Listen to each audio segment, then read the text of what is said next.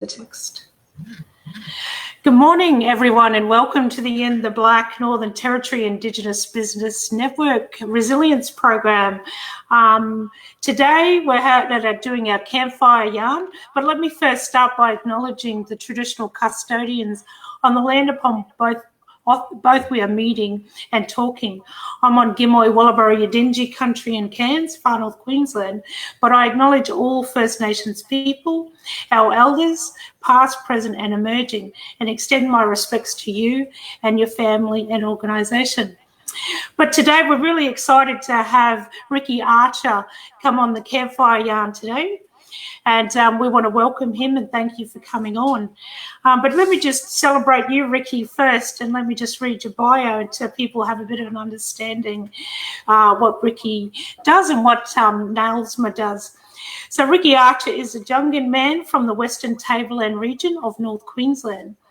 Ricky has a strong network on the ground with land and sea managers across northern Australia from which to draw from, and has a demonstrated ability to connect on-ground work of Indigenous organisations with regional, state and commonwealth priorities. In his current role, Ricky is the Chief Executive Officer of the Northern Australia Land and Sea Management Alliance, NAILSMA. He is involved with numerous organisations and committees, enabling strategic input across a diverse field, including the CRC for Developing Northern Australia as a board director, the NT Aboriginal Land Management Advisory Group as chairperson, the National Feral Pig Action Plan Committee as a member, the Forestry Stewardship Council Indigenous Working Group as a member, and also a part of the Indigenous Innovation Alliance, in which we're both members. Ricky has a background in geographical information systems, Indigenous knowledge management, and natural and cultural resource management. He is passionate about the advancement and improvement of Indigenous livelihoods across the North. Welcome, Ricky. We're really, really excited, brother, to have you on our campfire yarn this morning. And how are you going? Yeah, thanks very much for the welcome, and sorry about the drawn-out biography, but thanks for the introduction. And yeah, going really good, sitting up here on Larrakia country up in Darwin, and yeah, looking forward to discussions today. Deadly. So the campfire yarn is just about inviting people on to have a real yarn about what's happening in the Northern Territory, and it's putting a spotlight on Northern Territory business and organisations and the really deadly work that's happening up there. So, Ricky, can you tell us a little bit more about the work you're doing at NAILSMA at the moment? Yeah, sure. So we're NAILSMA's an Indigenous research institute in one sense, but we've got a broad sort of field that we work within, mainly focusing around the land and sea management space and working with Indigenous groups and traditional owners towards improvement of livelihoods, whether that's, cultural, economic, environmental or social. But there's a lot of focus at the moment around economic development from an Indigenous perspective and an Indigenous aspiration perspective across North Australia. That's one of the core areas we are working in. There's governance is a big one for us in terms of governance support and the ongoing challenge between cultural governance and corporate governance frameworks, and looking at things from an on-ground perspective. It's a continual challenge, and I suppose in the background we're always looking for investment and resources on how we can best support groups on the ground while providing the types of services and resources that we provide to groups. It's really interesting to say, and a couple of points that you brought up is really important, and we find that all the time, especially, as mob, because, cultural governance is at the forefront of everything that we do, but then we've got the mix of, incorporating corporate governance into that. How do you find that within, your business and community and mob, how do you manage that? How do you balance that? Yeah, it's a really hard balance. and it's really good when you do see examples on the ground where groups have been, practicing these businesses for a long time and have good corporate governance structures and good cultural governance structures. But it's never perfect. There's always challenges. Things can change, really quickly. We look at the importance of succession and capacity with Indigenous groups and businesses, and some groups that are lucky enough, they've got a large cohort of younger men and women, skilled professionals that can assist and help out with that mid to long term plan. And some other groups don't have the same capacity or resources, and there's a lot, we see a common thing that a lot of pressures around governance put on, one or two, three key people in Indigenous organisations and businesses. And when things come up like, staff changes or other, opportunities to develop, the business suffers, and governance is a crucial part of that. I think a key point in balancing your corporate and cultural governance is to an individual level of who those people are that you have involved with your organisation or your business. And most people that you'd target as Indigenous experts or board members or people in that space sort of have that cultural governance framework in their head anyway, because that's just the way they've been brought up. That's how they operate. And I think we need to find the balance between good governance is more than doing a 2-day course on business governance and box ticking exercises. I think you have to give it some relevance and some robust sort of, reality check and putting it into play or into action. So I think it's ultimately, you can have good governance on paper, but it's much harder to get good governance in practice. Yeah, that's some really key, points there around cultural and corporate governance. And, and I guess we just have to keep building on that as well. And like you said, when organisations are looking at board directors, we come with this innate cultural governance, but it's actually about, bringing in the corporate side as well, but cultural being at the forefront. Tell us a little bit about some of the projects that NAILSMA do. I know a little bit myself, but it'd be really deadly for the people that are listening in to hear about some of your really exciting projects and what you're doing. Yep, sure. So we've got a handful of projects that we're working on, all at different scales. We've got some local scale projects, we've got some regional, and then some projects sort of looking across North Australia. And there's one or two projects we're looking at a national scale, sort of working with Indigenous land and sea managers across the country.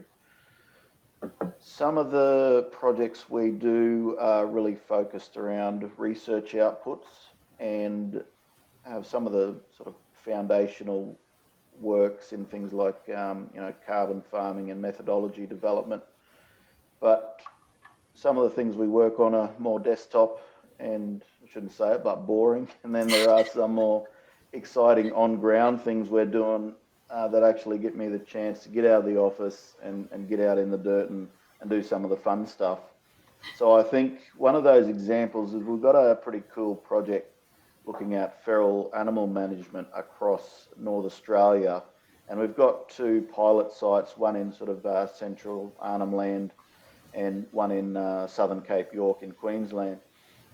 And what that's doing is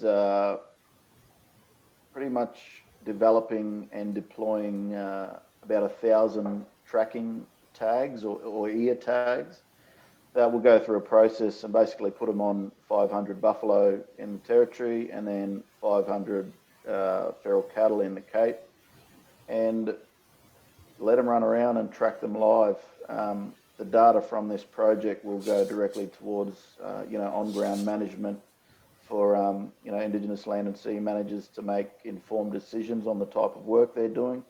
So, track things like where these animals are going, what threat and what damage they're doing to cultural heritage sites, for example, or, sites of environmental significance.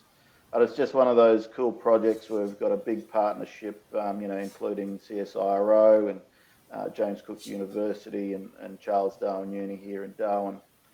But the best part of it is getting the on-ground involvement with those Indigenous ranger groups and proving that, you know, the knowledge that these guys have and traditional owners and land managers have, developing some, you know, technology that can sit behind supporting that on-ground knowledge and developing a tool that's going to lead to better outcomes for all involved.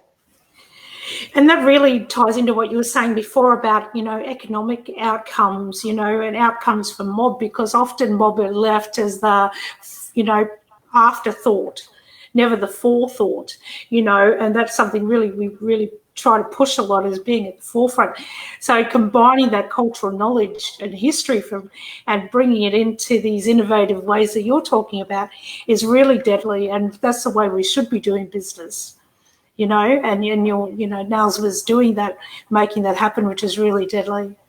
Yeah, and I think a key part of that is whenever you want to go out and do research and, you know, enter into these flash projects and proposals, just to make sure there's that the market is there to start with. Make sure the work we're trying to push towards in research is actually going to align and benefit with those groups on the ground. So this one's a perfect example where you've got major damage and a problem from, you know, feral animals such as, you know, wild buffalo and feral cattle in places in the Cape. Giving them some really good informed data, you know, world-class leading data management standards, and putting it through their management framework so they can make better decisions on the ground about what they're doing with their country. Yeah, too good. And how do you find, because you would work in different partnerships with government, you know, having these, you know, deep connections used with traditional groups and on country, how do you find the government are taking that as, you know, the imperative? I can't do it without it. You're finding a change in mindset, or how are you finding that? Look, overall, it has been positive. I think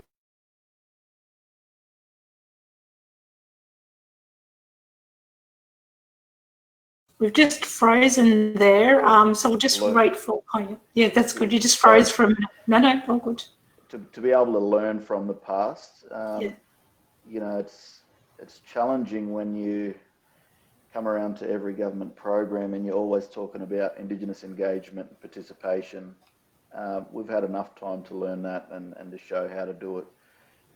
Look, ultimately, I think the trend has been getting a lot more positive.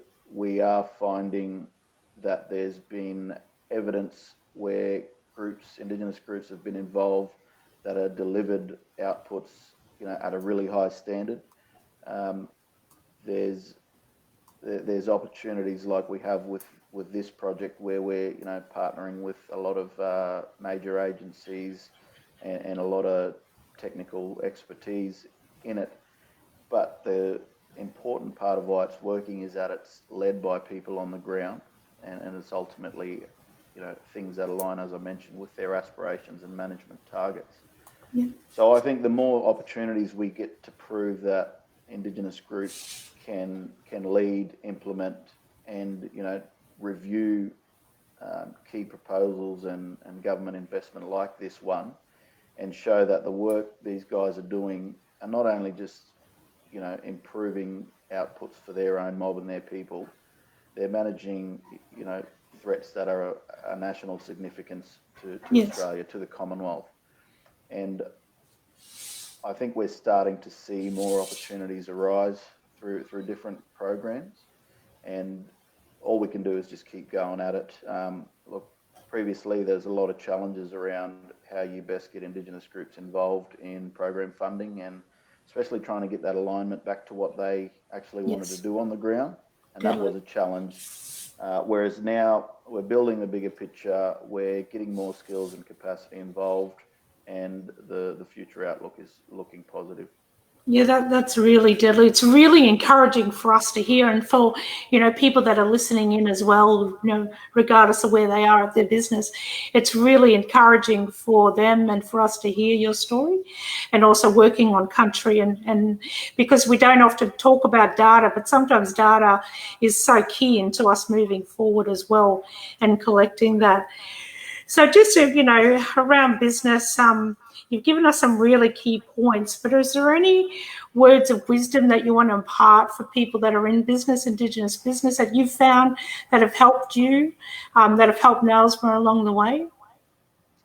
Yeah, sure. So one thing that has stood out with, the area of work we've been focusing on, we're looking for, NAILSMA's got a big thing around culture-based economies, and using these really unique assets that Indigenous groups have in terms of their cultural resources, their knowledge of sea and knowledge of land, knowledge of country.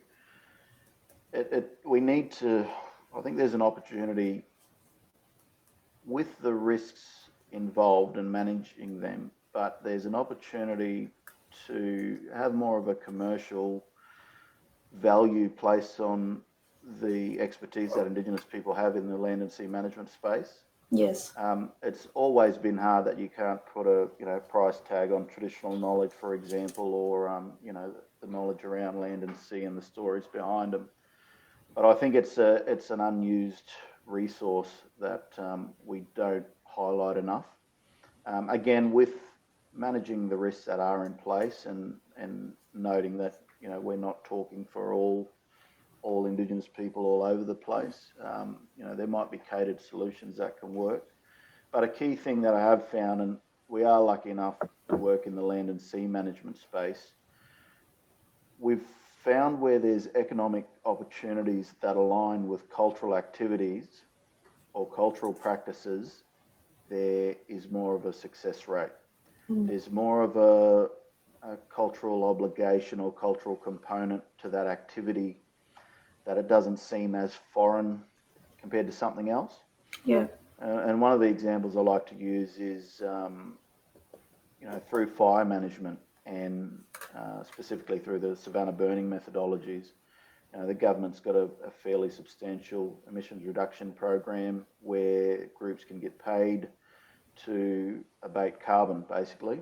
And why that, I think, is one of the winning examples is because that fire management practice is based on a cultural practice that's been implemented for thousands and thousands of years.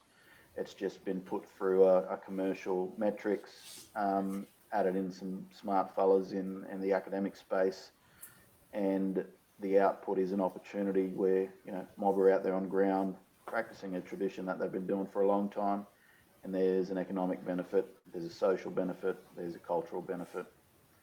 So they're some of the key things that do stand out, but it's not to say or not to discount any groups that we may support that are doing really cool things, really new things. There's one or two groups that are really interested in things like renewable energy and getting into solar farming. There's seen a ramp up, I think, in the last 2 years even, just around how groups are starting to learn, develop, become experts in their own rights, in terms of aquaculture, agriculture, small scale business. Culture-based tourism, I think, is one of those boom markets. And I think, going back to our earlier discussions, the crucial component of it is governance. That's really deadly. No, thank you. That's really informative and really insightful. So, thank you so much for the talk today. If anyone listening in would like to get in contact with Ricky or the NAILSMA team, they can find them on the website, www.nailsma.org.au. But brother, thank you so much for being on our campfire yarn today. It's been really, really deadly to talk to you, and it's really, like, for me, very humbling and inspiring to hear what you're doing and the partnerships, and even hearing it over the time, being on the panel and committee together, but hearing all the other work that you're doing and, you know, mix it with the traditional owner groups and the rangers is really, really deadly. And we've got a lot to learn from that, you know, across the board. So if you're listening in today to having a campfire yarn with the CEO for NAILSMA, Ricky Archer, if you're interested in hearing this or knowing more about the program, just comment below the word deadly, and that will give you access to our In the Black Business Resilience program. It'll also show you a replay of the video and any upcoming events that we have. But we'd like to start we'd like to finish how we started. We'd like to pay respects to all Aboriginal and Torres Strait Islander ancestors, elders, community, and all of our families. If you're watching, you can find the replay on Facebook. You also can find the replay on YouTube. And if you click on the link in YouTube, you'll get a description of the program. The program will be running for a period of 12 weeks, and we are into our 5th week now. And it's to help you and your business. So it's for NT Indigenous businesses. But thank you again, Ricky, for joining us. It was fantastic and really deadly. Is there anything else you'd like to add before we finish? No, just to say thanks for the opportunity, and you know, we're very keen to talk to anyone that may be interested in the work we're doing, and yeah, feel free to follow up on our website and get in touch with us. And yeah, thanks again for the opportunity. Yeah, well, thank you for listening in today, everyone, and we'll be talking to you again. You'll be able to see, we'll have another exciting speaker on Wednesday and another one on Friday. So thank you for listening in. Goodbye.